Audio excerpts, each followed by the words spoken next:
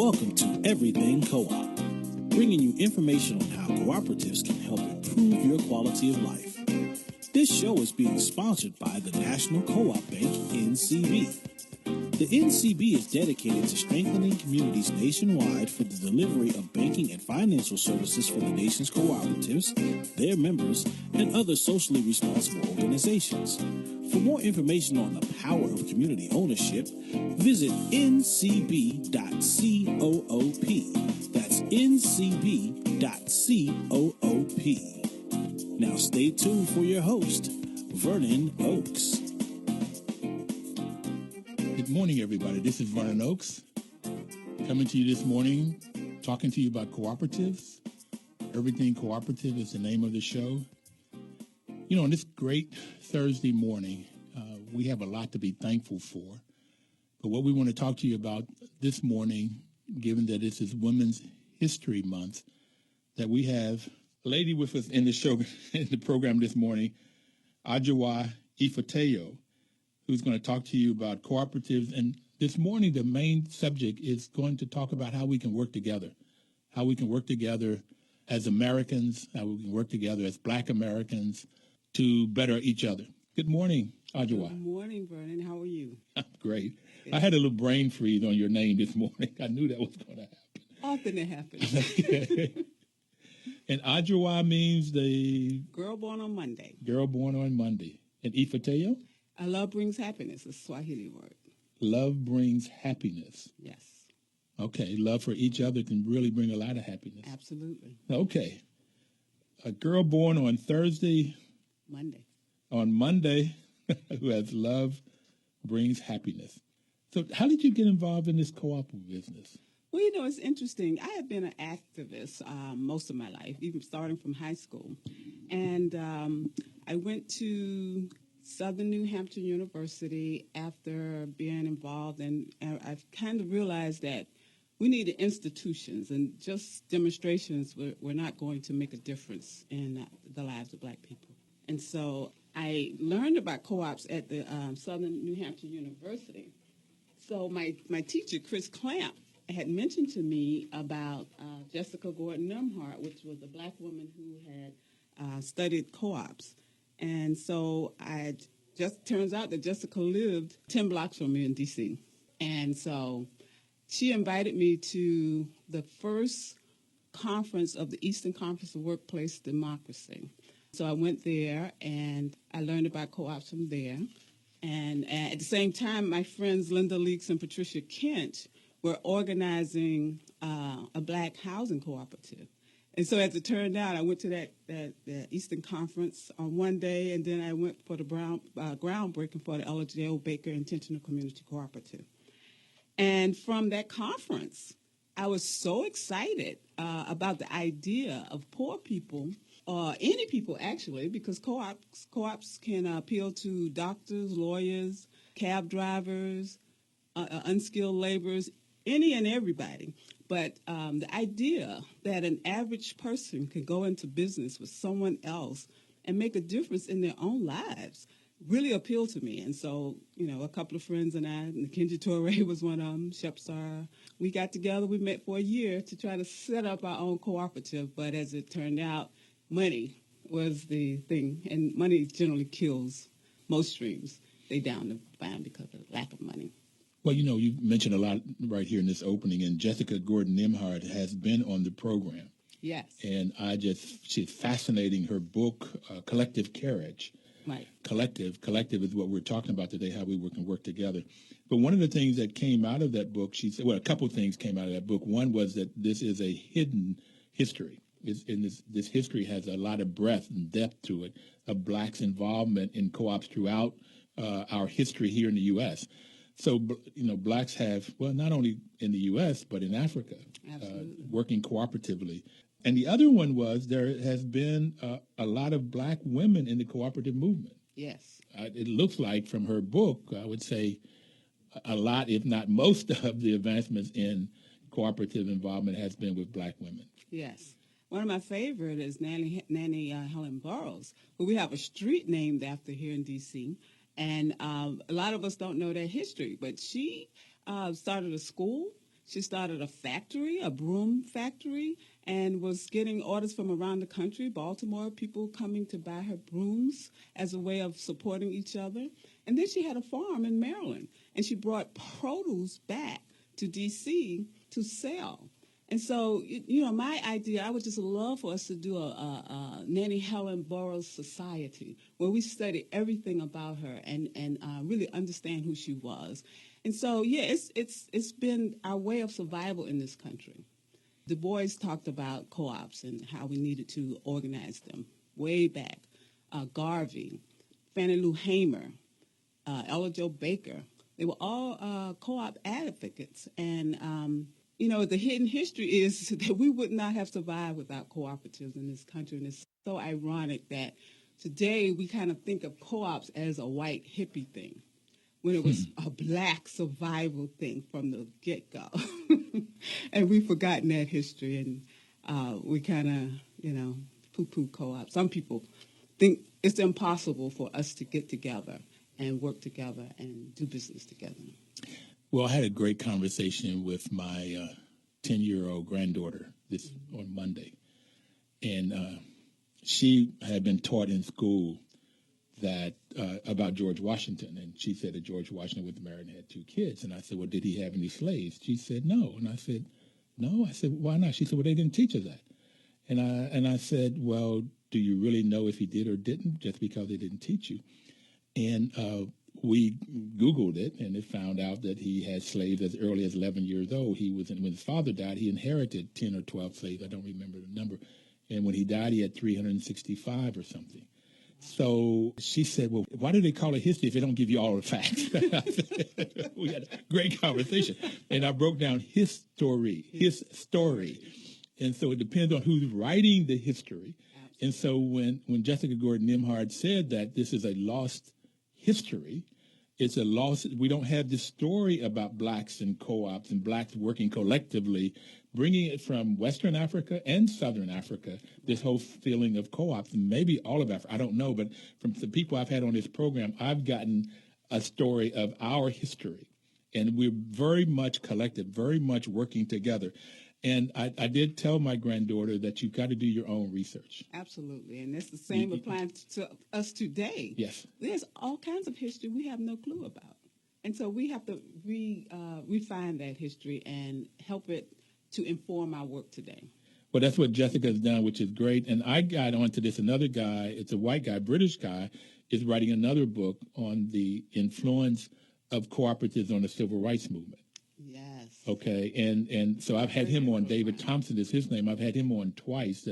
I knew about him before I knew about Jessica. Mm-hmm. And so he's been on, and he's really, when you talk about Marcus Garvey, Frederick Douglass, mm-hmm. W.E.B. Du Bois, so many different people. And I've also been told, and I've been trying to get a songwriter on the program, Belafonte. Oh, was he involved actor. in co-ops? The story that David told me, and I've been trying to get it verified, and I have talked to one of the persons on his staff to try to get him on the program, that Harry Belafonte was denied renting a unit in New York. Mm-hmm. So he sent his agent in, who got the application. Belafonte filled it out. The agent took it back, and he was approved. The agent was approved with Harry Belafonte's name. And before they knew anything about it, Harry Belafonte had moved into the building. The building was later up for sale. Harry Belafonte bought it mm-hmm. and made it into a co-op. Wow. That's what the story is. Now, if that's true or not. Story. Okay, yeah. And I would love to have him on the show to tell the story. Absolutely. And it's like, I was also, too, who was one of the first persons, there was some artists who were also in that co-op, who bought into that co-op. Mm-hmm. So it is an absolute fantastic story. And didn't you also tell a story about Thurgood Marshall having to rent a co-op, or he was able to rent a co-op when he was denied housing, too? Well, so it was the co-op that saved him. He had married a Filipino lady. Mm-hmm. It's my understanding of this history. Mm-hmm. And he couldn't get into housing, so he went into a co-op. But he also understood, I think, he also had worked in a co-op, I think delivering groceries early on, because struggling lawyers didn't make any money either. Mm-hmm. So that's how he augmented his money, was by working in a co-op. So he lived in a co-op, worked in a co-op, and very much involved in co-ops and this whole collective, all the way through the civil rights movement of people living at Penn South. Penn South Cooperative seemed to have been the headquarters for the civil rights movement, where they had meetings and stuff, and even the March on Washington. All of that sort of, it seemed like, from as I have been told the history, that people would meet at Penn South to plan for the March on Washington. Interesting. So this whole co-op world, the Highlander School.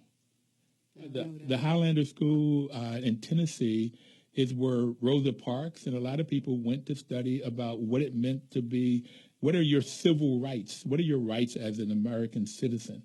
Okay. And so as they studied civil rights, then they were able to then stand up, for rights, or sit down for rights, whatever the case may be. But they knew their rights. And so this Highlander School, and I have threatened to go there. I think they have moved, but either South Carolina or North Carolina. But there's just a tremendous history.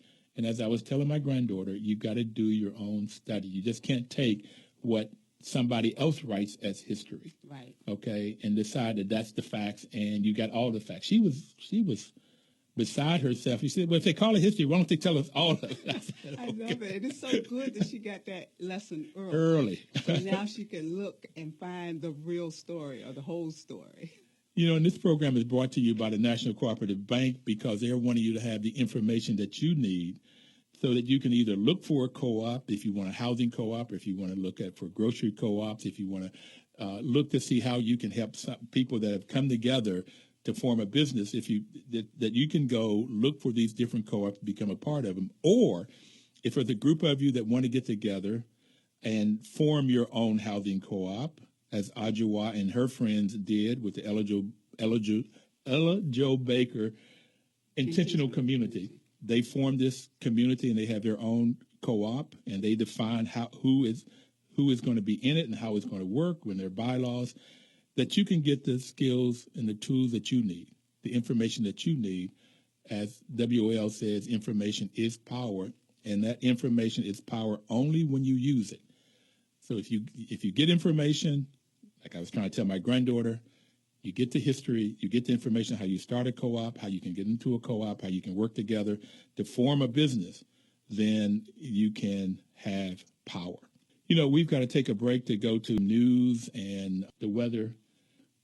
As this life journey that you have done, is there any kind of one message you want to make sure people get today?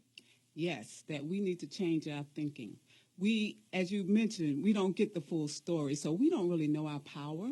We are so individualistic, but the nature is cooperative. We cooperate in sports and other things, and we need to learn to cooperate in all aspects of our lives. And so that's an issue with us, so we need to really learn how to do that.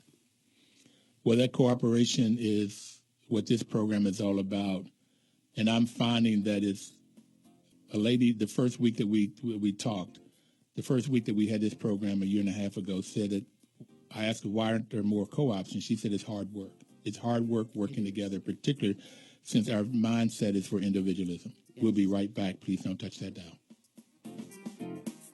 News updates on the web at WOLDCnews.com. Welcome back, everybody.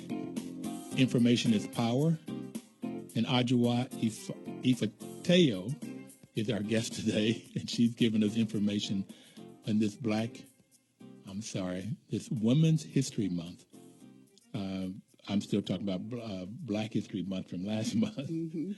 We have her on to talk about cooperatives, and when we left before the break, we were talking about how collectivism, how we have to change our mindset. That change of mindset is not easy to do. In my day job, I am a property manager, and I got involved with co-ops, with housing co-ops, and managing them. And what I noticed was that a housing co-op, affordable housing co-op, they work much better than affordable housing apartment buildings. But the big thing that has to change is the tenants would have to change their tenant mentality into a homeowner mentality. And once that change happened, then the co-ops worked much, much better in every aspect that you can think of, from the way it was run to day-to-day running of the co-op to less crime. Anything that you can think of, all of the measures said that housing co-ops function much better than. And that's what we want to talk about, getting people to change from individualism, the John Waynes, the Lone Ranger. If you look at any of those movies with John Wayne in them, there was a whole bunch of people. If he was the captain of some command, there was all of these people under him. But we mentioned the individualism, and that's what I grew up understanding, and not we working together. Right. And so that's what you said you wanted people to talk about. Well, how did you come to this idea, since you grew up in America too, in South Florida, did you say? South Florida. And see, the South is so much different than here, even though people think this is the North, it's still Southern. But we looked after each other. We spoke to each other. My grandmother used to save clothes and dishes and help new families get started in Hollandale, the city that I'm from. And so the whole way I grew up was looking out for other people. And so it's not really new. And so, you know, you understand, and being an activist, you understand that somebody has to do something to change the world. And so I was involved in that, doing a lot of activist work. And so co-ops was just another extension. It was a way to economically organize, to make a difference in Black people's lives, their economic situation. So that's what attracted me to it. And interestingly, when I was at the first conference at the University of Maryland that NCBA, the National Cooperative Business Association, and the University of Maryland's Democracy Collaborative helped to organize. And then the next year, in 2003, they had a meeting in, I believe it was Amherst, Mass. And at that meeting, I was just going to the meeting because I was so excited about co-ops. But at that meeting, I got chosen, but I was voted on the board. And I was like, I don't really understand co-ops that well. But they had the consciousness then to understand that they needed women and people of color involved in cooperatives. And so I fit the bill, and they voted me in. There was a little, some people didn't like it. There was a guy who actually really wanted to be on the board, white guy, in a solar co-op. And he didn't make it, and so he was a little disgruntled. And people were telling me, don't worry about it because we voted you in. Mm-hmm. And that's been a great experience. I mean, from there, I became a member of the U.S. Federation of Worker Cooperatives, which started the first conference in Minneapolis in 2004 to organize worker co-ops around the country. So I was on that board for like 7 years. I was on the Eastern Conference for Workplace Democracy for like 9 years, and did a lot, worked with a group called Democracy at Work Collaborative, and trained in co-op development. I did work with Ujamaa Collective, a group of women in Pittsburgh who will have an African-American boutique and do some other cooperative work. And got involved with grassroots economic organizing. Since I was a journalist, I worked with the Miami Herald and Los Angeles Times and the Allentown Morning Call. I was drawn to writing, and so at GEO, I did writing about cooperatives and other activities of Black people, economic alternative activities. And so it's just been a labor of love. At that conference, I heard... Which conference? The conference at University of Maryland, where the first Eastern Conference for Workplace Democracy, first cooperative conference on this side of the country took 2002? place. 2002. Gar Aparovich spoke. And at that point, he said that we had to build the foundation. The work that we were doing was very important, and we had to build the foundation for the next generation. And so that really stuck with me. And he said it's a lifetime commitment. And so I took that to heart. And so I started learning all I could about co-ops. I was one of the only Black people involved. In fact, Jessica Gordon-Nimhart and I were the two Black people in that whole movement. And it was so ironic because, when we would talk to black people about it, they just thought this was a foreign idea. And so we talked about her book. She was writing her book then. And I used to tell her, boy, this book is going to be so needed because it's going to talk about all this history, and we could change people's minds about, the origins of co-ops. Black people were right there in the beginning and did a lot of great work in this country about co-ops. And so, and then I lived in Ajowa Baker Intentional Community. And that was another experience that was really exciting. Well, I want to go back to that, your housing. But the grassroots economic organizing, GEO is what you call it. Mm-hmm. What does that organization do? And do you write for their newsletter? Yes, I'm a co-editor. We run it as a collective. It's a volunteer organization. We don't get paid. We come together. We write articles. We scan the world for news that relates to cooperatives and other economic alternatives, such as bartering, timeshare, where you do some work for someone and then they do work for you. You don't necessarily have to exchange money. And some of them do have money, like Anacostia dollars. And in Baltimore, they have some alternative currency. So there are, different things that people are doing that help people to survive without money necessarily, but getting people together to provide services. And so we organize a conference. We're organizing a conference in July in Worcester, Mass, on regional cooperative economic solidarity organizing. And so that's one of the things we do. We make it possible for people to understand what's going on in the cooperative world.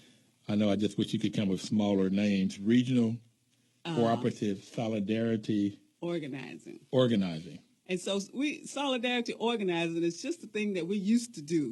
We kept each other's children when somebody had to work, or fed the children, or, got together and build houses. My uncles used to build houses. So all the neighbors would get together and help build a house.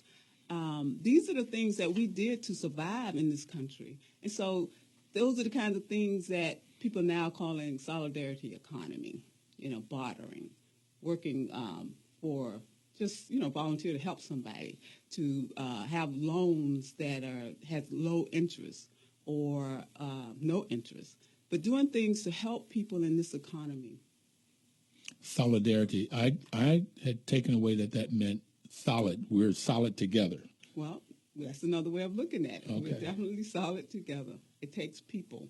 Working together, economy where we're working together to support each other. Right.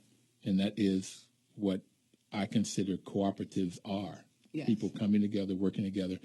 And what drew me to this cooperative, for really liking this model versus the capitalistic model, was that when you talked earlier about everyday people, in these affordable housing communities, it's everyday people. Sometimes people did not, at best, had a high school education. Right. And when they made decisions on what's best for the group, what's best for the community, not necessarily what's best for one individual or the other.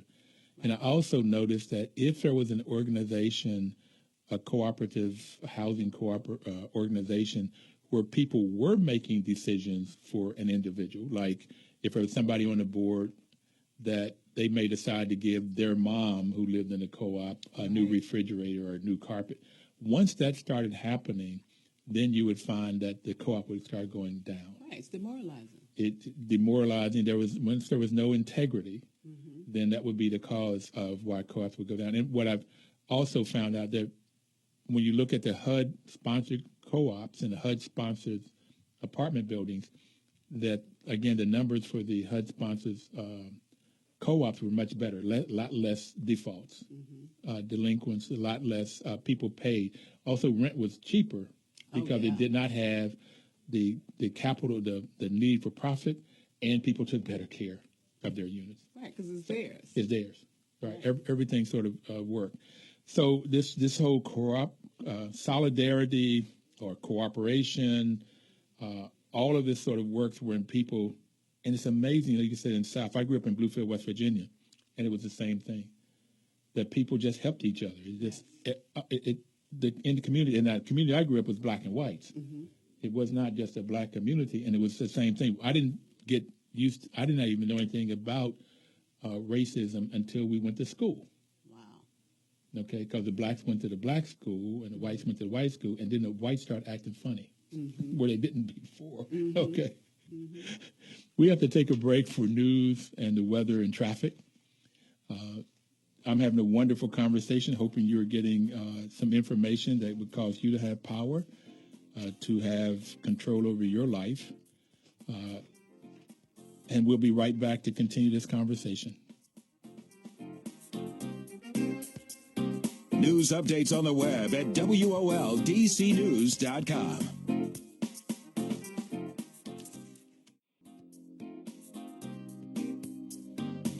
Welcome back, everybody, to Everything Cooperative.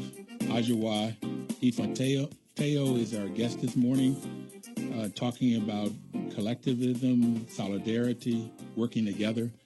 I was at the Greenbelt Housing Co-op. It's a 1,600-unit housing co-op here in Greenbelt, Maryland.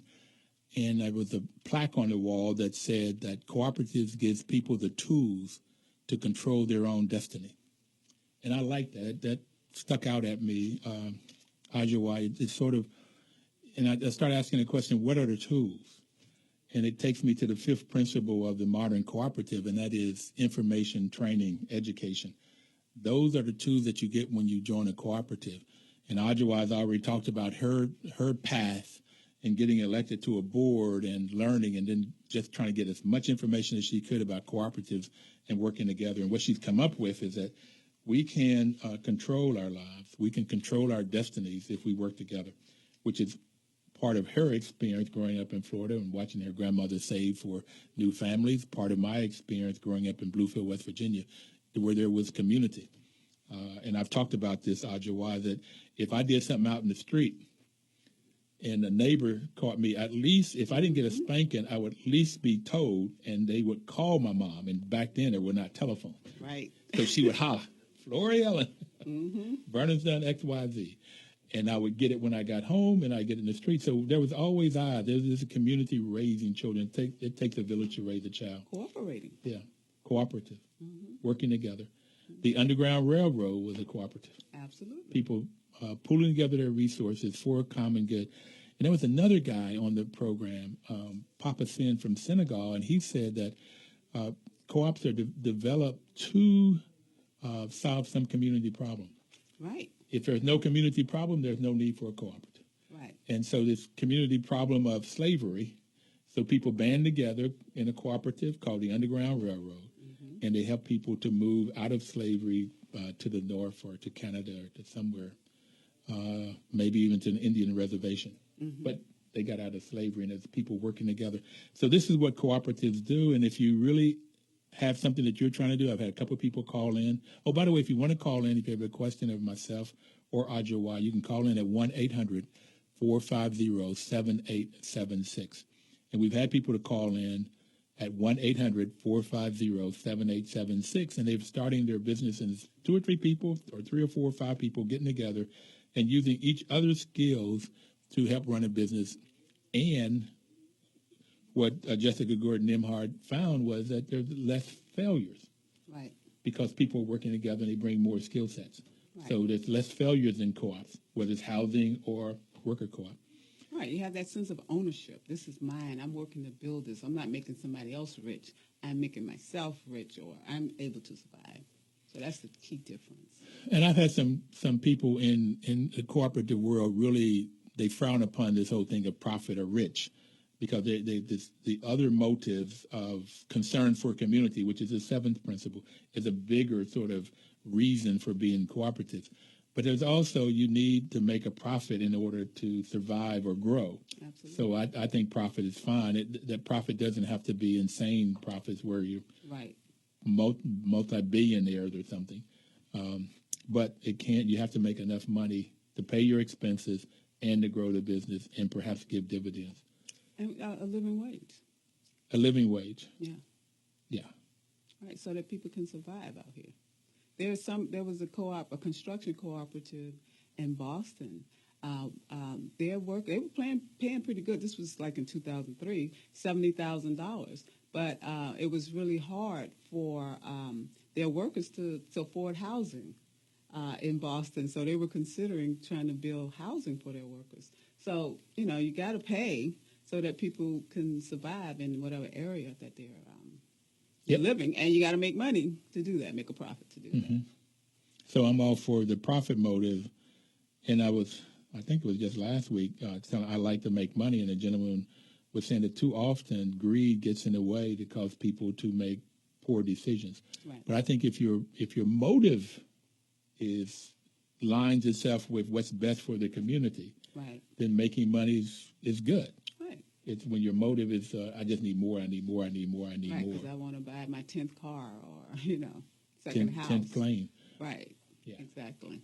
And as long as people, the other thing about cooperatives is that people come together and make the decision. It's not just one person at the top making all the decisions for everybody. People who are involved are making these decisions, and they're based on what they're doing. They know their job, and so they can contribute to it. And so you have less chance of failure because everybody is putting their position out there. Now, it takes work because, you have differences of opinions. And, education is key here so that people really understand the mission and why we're doing stuff. We want to make money, but we're not, trying to make a whole lot of money to exploit people. Well, Oaks Management is a company I started 22 years ago or so, and a property management company. Mm-hmm. And so for 22 years, I've been making the decisions. Mm-hmm. All right. Now we're going through this process of making it a worker co-op. Excellent. So we're in this conversion process. And what I found very interesting is that the people the employees are so used to me making the decisions. Yes. It's extremely hard for them to get into the conversation. A lot of to us say, are afraid of that kind of power. Well, and the responsibility. And responsibility, yeah. Do I make the right decision? What happens? And it's also hard for me because I'm wanting to say, oh, do this. This is how we got to do it. You have to get out of that habit. I've been doing it for 30 years. Right. Okay, right. even before this in different organizations where I've been a manager or leader or something.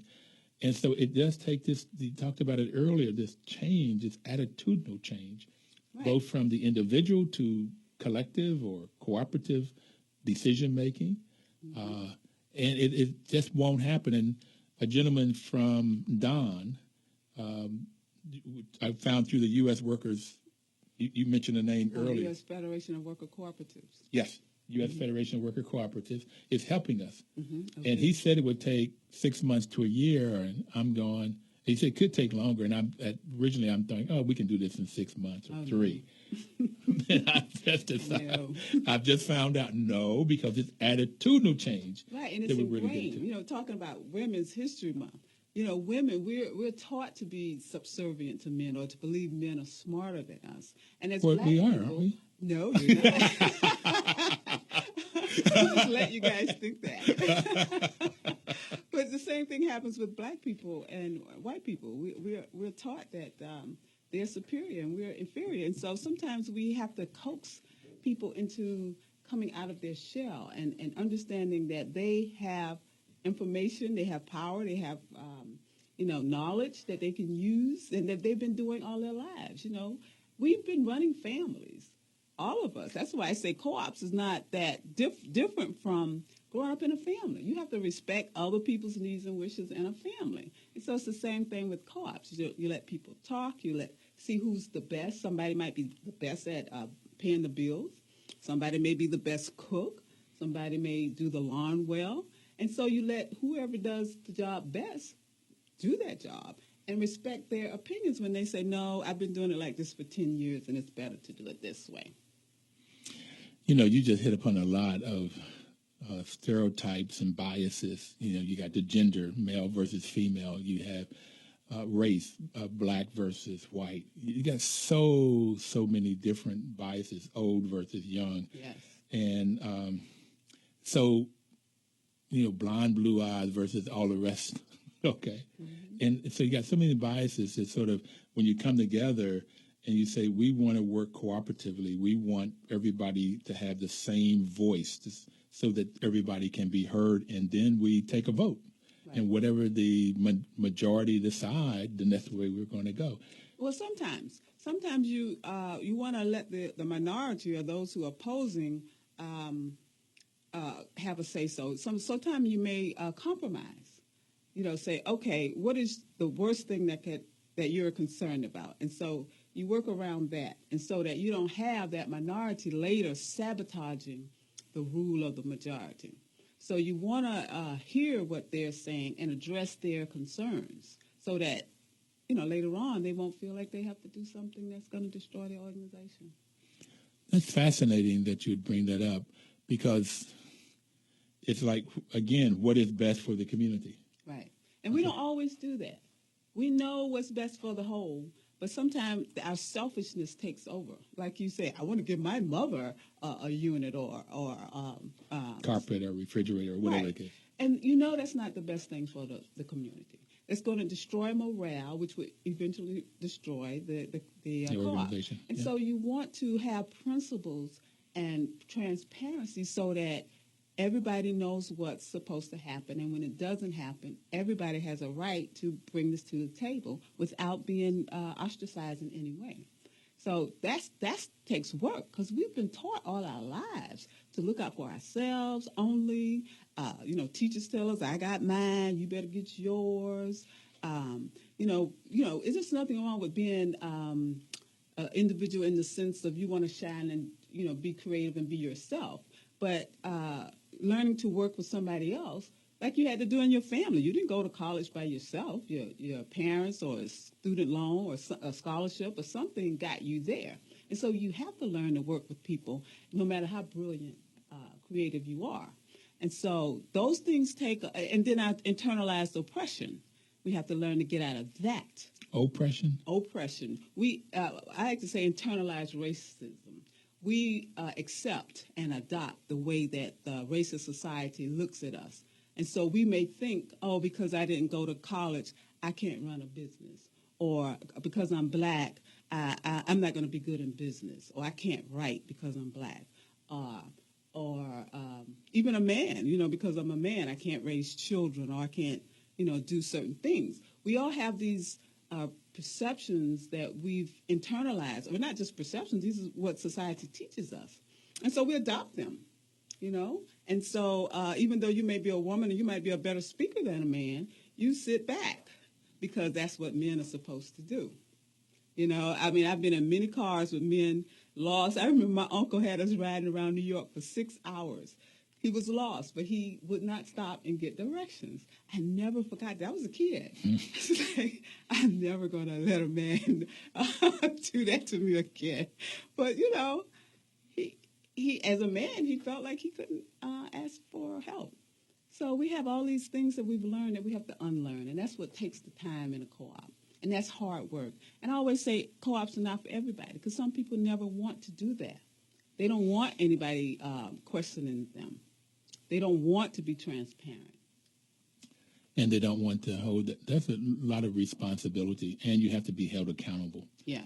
And so a lot of people are not used to be held accountable. They don't want to be held accountable. They cannot stand to be held accountable, and so they don't want that responsibility. So co-ops are not for everybody. I totally agree. They're not. I always say it's for the hungry people. Those people out here who can't find affordable housing will get together with, 3 or 6 of your friends or neighbors and family. You got to be careful with that, too, because you don't always get along with family. And put your money together and buy a building. That's the community. There's a community need. Yeah. You call it hungry. If there's a need. Yeah, there's a need. Then, or if you're hungry in whatever sense of hunger there might be that need creates, then get together as a group and create your co-op. I want to come back. You said earlier that it was a co-op that you were into that did not work because there wasn't enough money. Yes. Because it wasn't Elijo Baker right. Cooperative, it's some other. So I want to talk a little bit about that and this capital versus cooperative. And we're going to take another break. We'll be right back. If you have any questions or comments, call 1-800-450-7876. Don't touch that dial.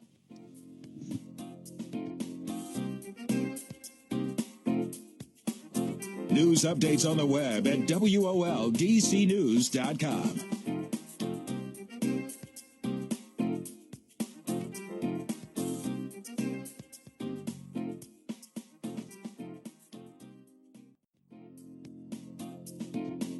Information is power. That's why NCB is sponsoring this program to give you information about cooperatives so that you have the power to control your own destiny. NCB's mission is to help cooperatives grow by supporting and being an advocate for America's cooperatives and their members, placing special emphasis on serving the needs of communities that are economically challenged. And that's most of African American communities, Latin brown folks communities. You get a lot of people in the minorities that live in economically challenged communities, and National Co-op Bank was created by Congress to bring financial services to the people in these low-income communities. And Ajowa, you said earlier that you were helping to form a co-op that did not make it because of capital. They didn't have capital. What kind of co-op was that you were trying to form? When I was at the conference at University of Maryland on co-ops. 2002. 2002. Okay. There was a group called Collective Copies, and they were a copy shop. And I was really struck by that idea because it looked like an easy business to get into, just setting up a copy shop. And so there was a guy at the corner of Georgia and Harvard. I can't remember his name, but he had a shop there, and he was selling that shop. And so 3 other friends and I got together, and we were going to get that shop and start like a franchise of Collective Copies. Well, as it turned out, we couldn't get the money to actually buy it outright. I think we did try NCB, but I think they wanted us to take out more money, and we didn't want to take out a whole lot of money, and we needed somebody to like quit their job and work in the store, but there was really no guarantee that we would be able to, make enough money in that first year. So when you start a co-op, you do need money and a line of credit, because the business is not going to get off the ground for a year, generally. You give yourself, a year, and then it may not even get in the red for another 2 years. So, generally it's 3 years before. May not get out of the red, may still have a negative. Okay. Right. Generally, it takes 3 years to start making some money. And so, besides your bills, you're covering your costs, but, making money. So you went to National Cooperative Bank for a loan to buy this business, and they wanted you to take out more money than you were asking for? Well, I believe their minimum was like $150,000 or something, and we didn't want to take out that much money. And I think we only had 2 people who had like really good credit. Okay. Yeah, and so we were being conservative there, but I do believe there's a limit. Now, if you have a large co-op or something where you have good credit and some money, you need some money to actually borrow money. I think they would be okay with something like that. And I know they help a lot of food stores.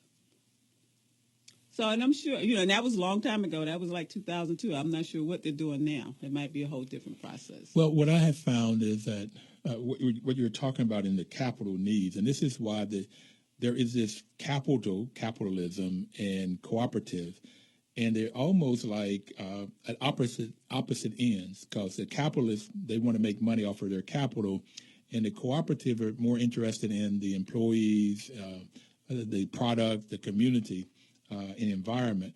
So you have different needs, but to me, they have to learn how to work together, because you do need capital, as you said. And NCB is in a very interesting quandary, because most banks are interested in 2 things. They're really 3. They're interested in getting their money back. Right. They're interested in getting interest on their money, and they're interested in getting their money back. Right. So that's why sometimes when I first started looking at buying a business, it is you'd only go to a bank to borrow money if you didn't need their money because you already had money. Right. You needed money, like you said, and you need good credit. There are certain things you have to have in order for a bank to loan you money. But NCB was designed to loan money in low-income communities. And in low-income communities, most people don't have money. They don't have capital. Our whole system of helping low-income people is not to help them create assets. Right. Is to help them survive. Welfare does not help you get assets. Right. Food stamps don't help you to get assets. If you get an apartment in a low-income apartment building, there's no way for you to build assets. Right. Okay, but in the co-op world, if you're in an affordable housing co-op, you can build wealth. Okay, it's not a lot of wealth. Right. Okay, but you end up getting interest off your money, and there's a lot of different ways of creating wealth in a low-income cooperative housing co-op, and also in other co-ops. So NCB has to be able to loan money to people that don't have a lot of capital and may not have very good credit. Yeah, but they want their money back too. Absolutely. You can't survive unless you get your money back. Exactly. You can't survive unless you get interest. You got to make money. We talked about that earlier. Right. But there's a juggling piece for them because that's their mission. Right. So they're trying to find a way. Right. Okay. And so there's cooperative. And they're more open to helping low-income people or people with bad credit to find a way to get the money. That's right. And to be able to pay it back. Like they might help with training and technical assistance, all kinds of technical assistance. Whereas another bank is not going to, first of all, give you the money, period. And then if you're a co-op business, they don't understand that model. So they're not too willing to lend to you. Right. They don't understand who's going to pay the money back. You got 10 people. Which one of you guys going to pay the money back? And the training is so critical. And it may be like 1 year, 2 year, 3, 5 years for people getting training. Actually, it should be ongoing. Yes. Because issues come up all the time. Absolutely. I have a 16-unit senior housing cooperative.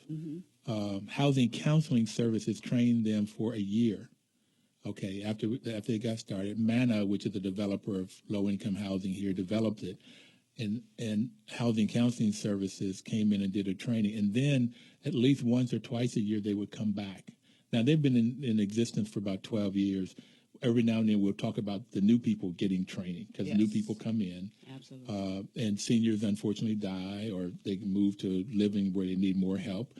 And so we've had, I guess it's a 16-unit property. I would say 8 people have moved out in the 12, 13 years that it's been in existence for one reason or another.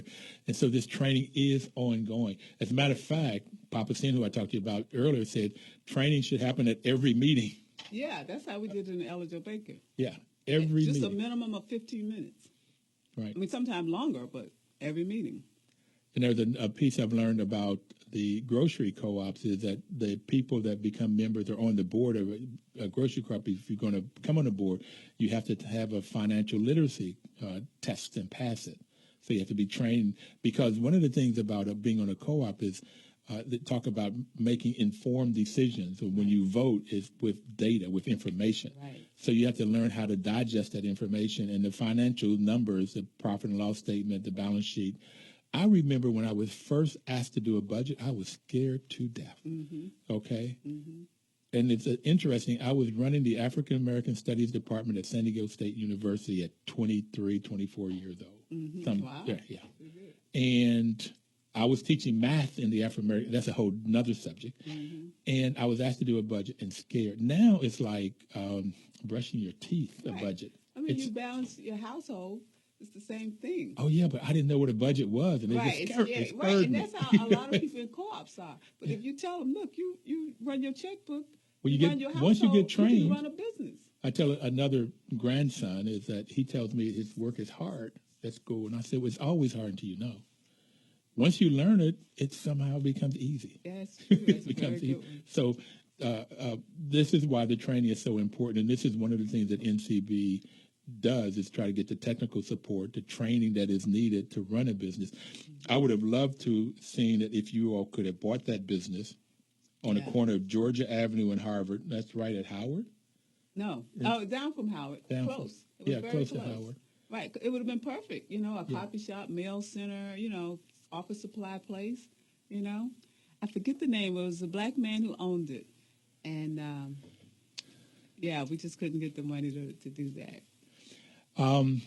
And it does, some businesses, the first year, they can make a profit or break even. It would be great if you could have broken even where people would have been paid their salary, if somebody would have had to left their job. Mm-hmm. But the other part of a business is that there is no guarantee and it's a risk. Yeah. Every business is a risk. Right. And that's why most businesses fail in the first 5 years. Mm-hmm. My business has not strived at all. One of the reasons is because I make too many decisions from the heart and not from the pocketbook. Yeah. Okay. Well, you have to have that balance. You have to have the balance. Mm-hmm. But it has survived for 22 years, and so I feel very, very good about that because most businesses fail in 5 years. Right. Okay. But a co-op businesses, they last longer because the people are working together. So it would have been great if you all could have made that business work. Mm-hmm. And if anybody out there would like to start their own business, then you can go to ncba.coop. That's National Cooperative Business Association.coop, and they can help with this education and figuring out money. They have a group that they're associated with Cooperative Development Fund or Cooperative Development Foundation, I don't know, CDF.coop. And they help with these loans, but they're smaller loans to help you to get the education and knowledge you need to help start a business. So there are monies out there and people out there that help you to get started in your business. You know, we have a minute or two left. You have any last word that you want to tell people for this program? Yes, I think it's important for us to understand that what we're doing is a spiritual process. You know, spirituality is caring for our fellow people. And so you're not only helping yourself, but you're helping the world. You are doing God's work, so to speak, in helping, you know, co-ops can fulfill needs where there are no services. Like if you don't have child care, that's something you can do. Okay, everybody. It's not only helping self, but you can also reach out and help the world. Thank you very much. Thank you. You have any contact information? Yes. Go to geo.coop and check out our articles, or you can email me at ifateyo@gmail.com, ifateyo@gmail.com. Thank you, Ifateyo. It's a pleasure. We'll see you next Thursday. 1450 WOL.